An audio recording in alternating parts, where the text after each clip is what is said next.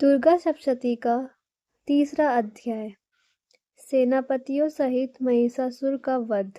जगदम्बा के श्री अंगों की कांति उदयकाल के शास्त्रों सूर्य के समान है। वे लाल रंग की रेशमी साड़ी पहने हुए हैं।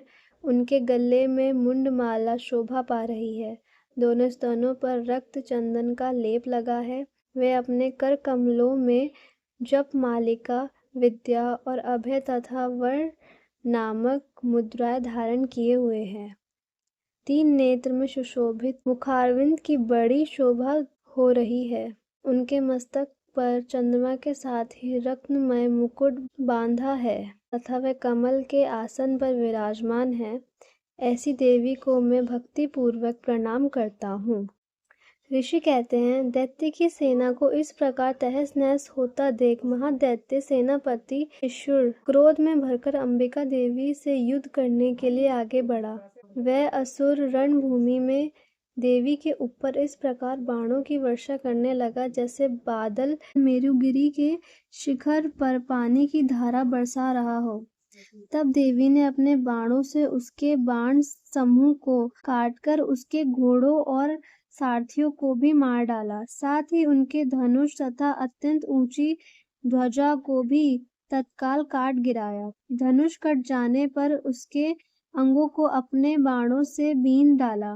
धनुष, रथ, घोड़ों और सारथियों के नष्ट हो जाने पर वह असुर ढाल और तलवार लेकर देवी की ओर दौड़ा। उसने तीखी धार वाली तलवार से सिंह के मस्तक पर चोट करके देवी की भी बाई भुजा में बड़े वेग से प्रहार किया।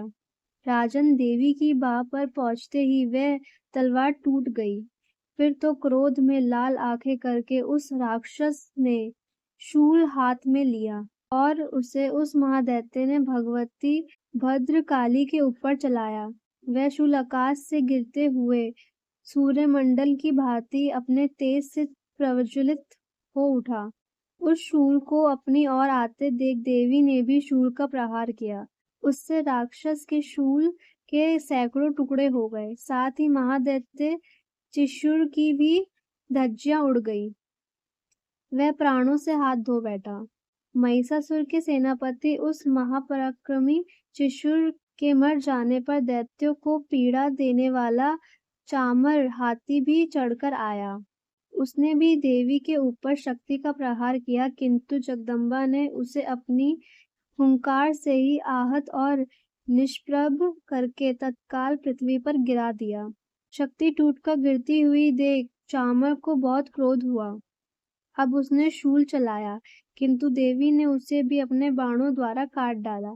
इतने में ही देवी का सिंह उछलकर हाथी के मस्तक पर चढ़ बैठा और उस दैत्य के साथ खूब जोर लगाकर बहुयुद्ध करने लगा। वे दोनों लड़ते लड़ते हाथी से पृथ्वी पर आ गए और अत्यंत क्रोध में भरकर एक दूसरे पर बड़े भयंकर प्रहार करते हुए लड़ने लगे। तदंतर सिंह बड़े वेग से आकाश की ओर उछला और उधर से गिरते समय अपने पंजों की मार से चामर का सिर धड़ से अलग कर दिया। इसी प्रकार उद्विक भी शीला और पक्ष आदि की मार खाकर रणभूमि में देवी के हाथ से मारा गया तथा कराल भी दांतों, मुक्कों और थप्पड़ों चोट से धराशायी हो गया। क्रोध में भरी हुई देवी ने गदे की चोट से उदित का कचुम्बन निकाल डाला। तीन नेत्रों वाली महेश्वरी ने त्रिशूल से उगारसय, उग्रवीर्य तथा महाहनु नामक दैत्य को मार डाला।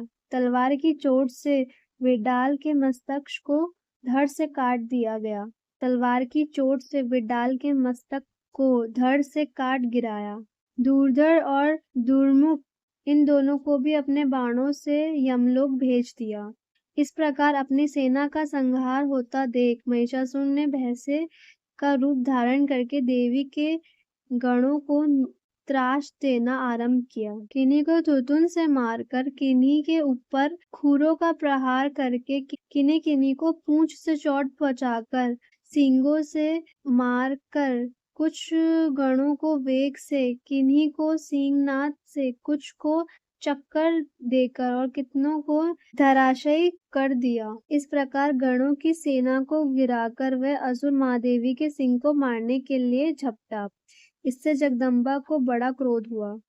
उधर महापराक्रमी महिषासुर भी क्रोध में भरकर धरती को धूसों से गोदने लगा तथा अपने सींगों से ऊंचे ऊंचे पर्वतों को उखाड़कर फेंकने और गरजने लगा। उसके वेग से चक्कर देने के कारण पृथ्वी क्षुब्ध होकर फटने लगी। उसकी पूंछ से टकराकर समुद्र सब ओर से धरती को डुबोने लगा। हिलते हुए सींगों के आघात से विदीर्ण होकर बादलों के टुकड़े टुकड़े हो गए। उसके श्वास की प्रचंड वायु के वेग से उड़े हुए सैकड़ों पर्वत आकाश से गिरने लगे। इस प्रकार क्रोध में भरे हुए उस महादैत्य को अपनी ओर आता देख चंडिका ने उसका वध करने के लिए महान क्रोध किया।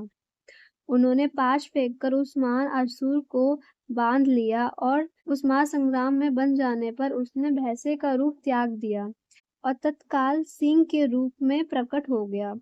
उस अवस्था में जगदम्बा जो ही उसका मस्तक काटने के लिए उद्यत हुई त्यों ही वह खंडकधारी पुरुष के रूप में दिखाई देने लगा। तब देवी ने तुरंत ही बाणों की वर्षा करके ढाल और तलवार के साथ उस पुरुष को बीन डाला। इतने में ही वह महान गजराज के रूप में प्रकट हुआ तथा अपनी सूंड से देवी की विशाल सिंह को खींचने लगा और गरजने लगा। खींचते समय देवी ने तलवार से उसकी सूंड काट डाली। तब उस महादैत्य ने पुनः भैंसे का शरीर धारण कर लिया और पहले की भांति चराचर प्राणियों सहित तीनों लोकों को व्याकुल करने लगा।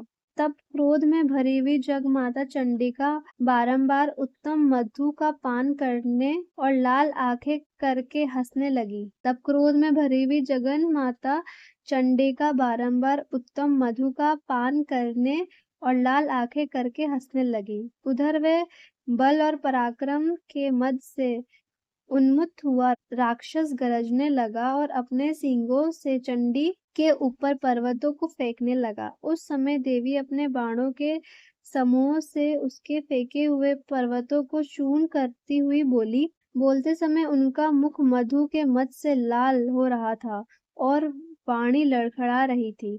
देवी ने कहा, ओ मुंड, मैं जब तक मधु पीती हूँ तब तक तू क्षण भर के लिए खूब गरज ले। मेरे हाथ से यहीं तेरी मृत्यु हो जाने पर अब शीघ्र ही देवता गर्जना करेंगे। ऋषि कहते हैं, यो कहकर देवी उछली और उस दैत्य के ऊपर चढ़ गई। फिर अपने पैर से उसे दबाकर उन्होंने शूल से उसके कंठ में आघात किया। उनके पैर से दबे होने के कारण महिषासुर अपने आधे शरीर से निकल ही पाया था कि देवी ने अपने प्रहार से उसे रोक दिया। आधा निकला होने पर भी वह महादैत्य देवी से युद्ध करने लगा। तब देवी ने बहुत बड़ी तलवार से उसका मस्तक काट गिराया। फिर तो हाहाकार करती हुई दैत्यों की सारी सेना भाग गई और संपूर्ण देवता अत्यंत प्रसन्न हो गए। देवताओं ने दिव्य महर्षियों के साथ दुर्गा देवी का स्तवन किया। गंधर्वराज गाने लगे और अप्सराएं नृत्य करने लगी। इस प्रकार महिषासुर नामक तीसरा अध्याय पूरा हुआ।